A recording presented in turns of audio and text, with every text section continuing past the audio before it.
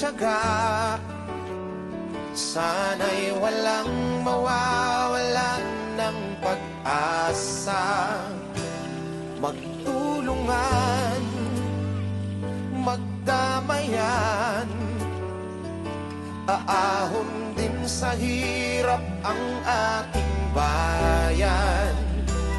May sakuna man o wala, laging isipin ang pagmamahal sa kapwa. Pagkaisa